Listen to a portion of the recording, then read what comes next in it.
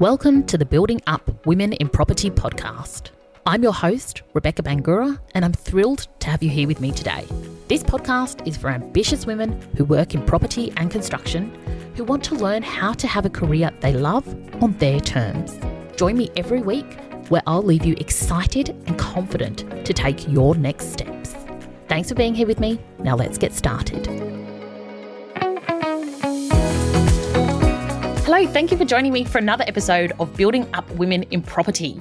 Now, today we are talking about why being good at your job isn't enough. And I know that this is not a popular concept. No one wants to hear that being good at your job goes unrecognized. But I think it's such an important conversation to have, because when we actually understand why our performance in our current role is not necessarily an indicator of our promotion opportunities and our progression pathway, it allows us to make informed decisions about our progression opportunities, around our career pathway, and how we will achieve what we want in our career. So it's not all doom and gloom. We will also talk about how you can have more impact and more influence and create that career trajectory that you want. But I want to go right back to the beginning, to our childhoods, and actually explore this idea, because for most of us, we are brought up being told we should go to school, we should get good grades, we should do well, we should be top performers, and that will set us up on a pathway for success. Now, girls typically outperform boys academically throughout their high school years.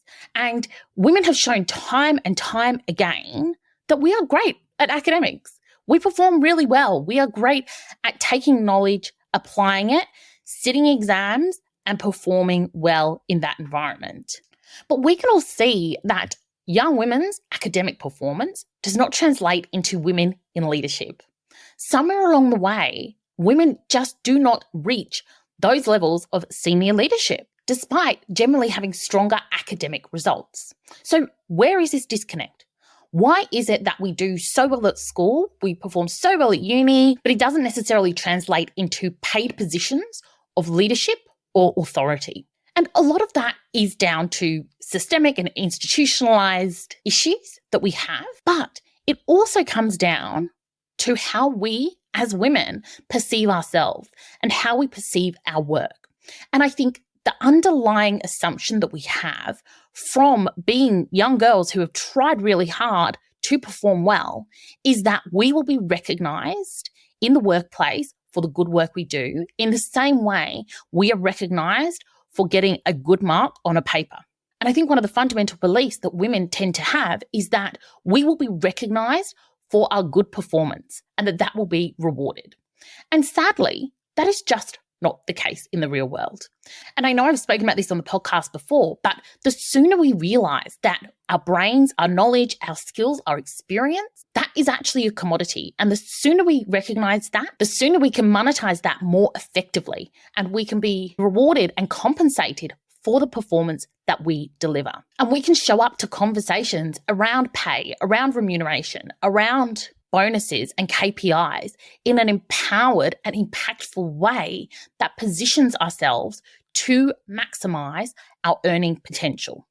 And it's so important that we do, because no one is ever going to tap you on the shoulder and just say, hey, I think we should pay you more, right? You need to be advocating for yourself. You need to be your own champion for this, because there is nothing altruistic about earning less than you are capable of earning. It doesn't benefit anyone. And the truth is, as women, it's taboo to talk about salaries. We don't like talking about money. We don't like asking for more. But the truth is, we want to earn more money, not because it's a reflection of our worth, but because it allows us to do more things. The more money you have, the more money you're putting into your communities, the more money you are setting your children up for, the more opportunities and experiences you can have and those around you can have.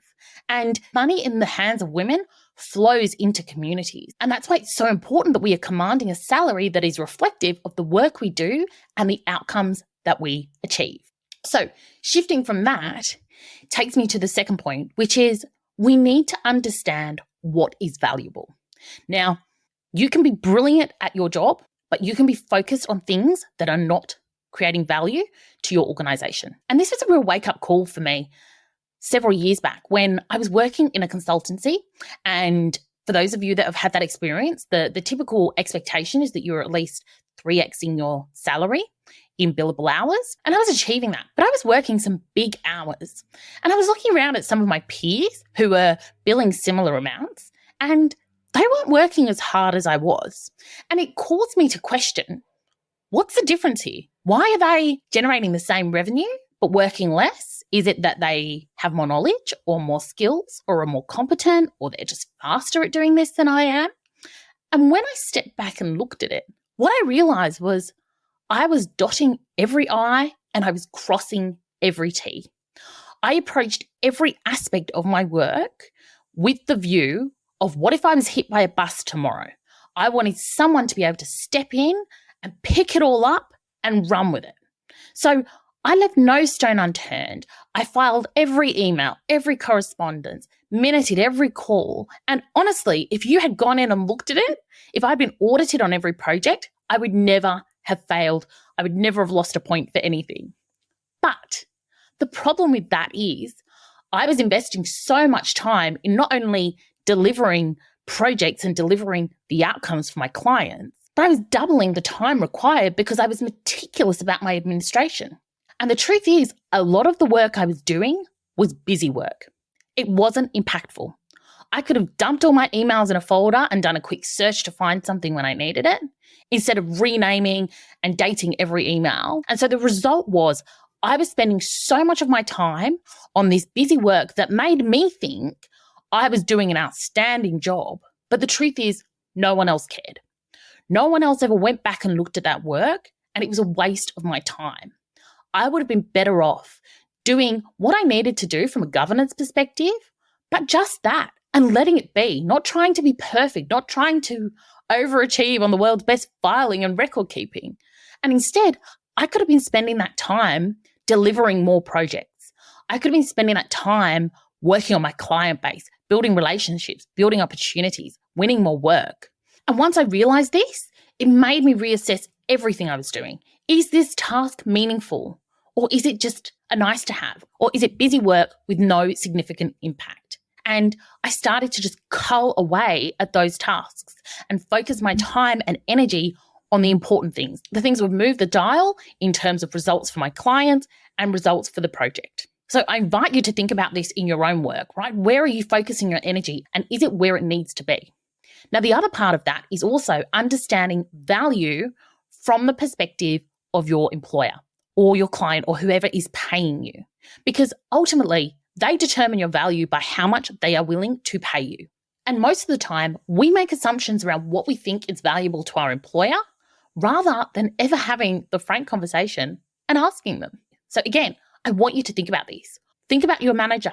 Think about your two-up manager. What are you delivering that they care about? What is it that matters to them? And if you're not sure, ask them, because the best way to be valuable to someone is to solve their pain points and to achieve outcomes that align with their goals. So don't be afraid to have that conversation and then tailor the work you do and your focus accordingly.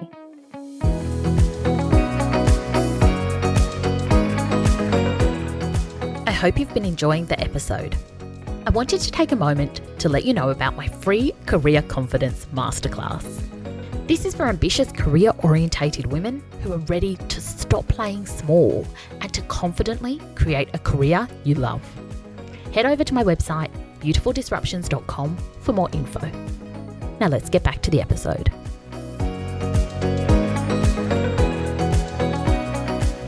And then the final thing I want you to think about in terms of moving the needle forward in your career is your visibility.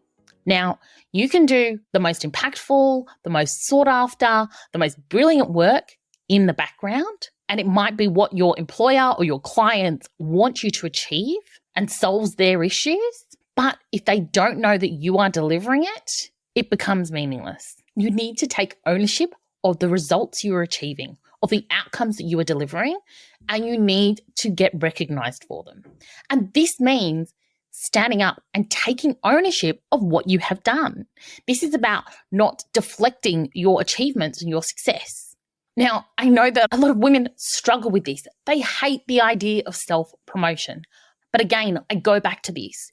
You are your biggest asset. And if you're not going to promote yourself and what you are doing and the outcomes you are achieving, then no one else is going to do it for you. So commit to creating visibility around the work you deliver and the impact that that has. Because people actually want to know the wins. They want to know what impact you have. And as visibility increases, you become front of mind for people. People start to think about what you've achieved and what else you can achieve. They start to look for opportunities that align with your skill set and what you've delivered in the past. And they start to think about how they can push you forward as well in order to create more value and more of the results that they want to achieve. And they start to think about how you can be utilized as a resource in other ways that will support and promote the growth and opportunity for the business. So you need to own that. And you need to develop a brand around who you are and what you do so that you are front of mind for people both internally within the organization, but also externally as well. Because you won't know what opportunities are out there until you are willing and daring enough to put your hand up and take ownership for what you've achieved, what you're capable of, and explore what is possible for yourself. Because again, opportunities are not going to come knocking on your door. People want you to stay doing the job that you're doing well. The visibility is around demonstrating the outcomes and the value that you deliver in your unique way. You want to own that, and you want to establish a brand and a reputation around that. You want people within the organization to look at you as someone who gets things done and someone that continuously adds value.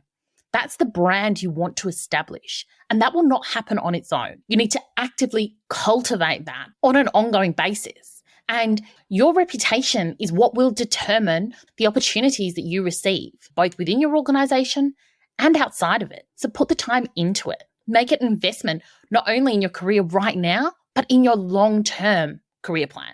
Because you don't know what opportunities will come when you focus and commit to delivering valuable and impactful work and communicating that with others.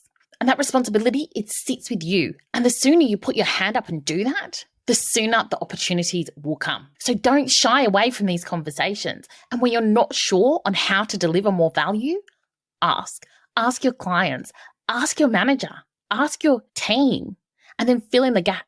Figure out how to be the best at what you do and keep up-leveling as you go. Okay, have a beautiful day. I will see you on the next episode.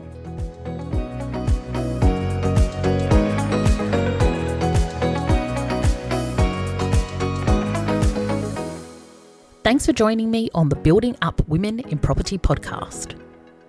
If you'd like to learn more about what I do, head over to Instagram. I'm at Beautiful Disruptions, and reach out if you want to connect. Have a beautiful day, and I'll see you next time.